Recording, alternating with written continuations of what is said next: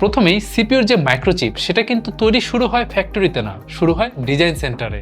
World wide ইঞ্জিনিয়াররা বসে design করেন মাইক্রোপ্রসেসর, যেমন সিপিইউ, গ্রাফিক্স প্রসেসর যেমন GPU, wireless communication chip like wifi, Bluetooth. তো ডিজাইনের এই প্ল্যানটাই কিন্তু পরে ফ্যাক্টরিতে গিয়ে রিয়েলিটিতে কনভার্ট হয়। এখন প্রশ্ন, চিপের বডি কি দিয়ে তৈরি হয়? অ্যান্সারটা হচ্ছে সিলিকন।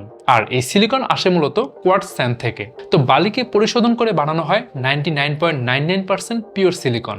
এরপর এই সিলিকন গলিয়ে বানানো হয় এক একটা বিশাল মনোক্রিস্টাল, বা এগুলোকে বলা হয় সিলিকন ইনগোট। এটা দেখতে লম্বা একটা সিলিন্ডারের মতো, কিন্তু এর ভেতরে থাকে একদম অ্যাকুরেট সিলিকন ল্যাটিস।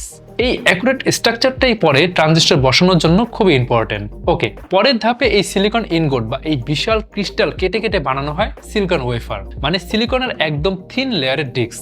দেখতে কিন্তু অনেকটা আগের দিনের সিডি বা ডিভিডির মতো হয়ে থাকে। তো এটার উপরেই কিন্তু এরপরে বিলিয়ন বিলিয়ন ট্রানজিস্টর তৈরি হবে। কিন্তু সমস্যা হলো, সিলিকনের ভেতরে সামান্য পরিমাণে ইমপিউরিটি বা বাতাসে ধুলার জাস্ট একটা কণা চিপ কিন্তু নষ্ট করে দিতে পারে।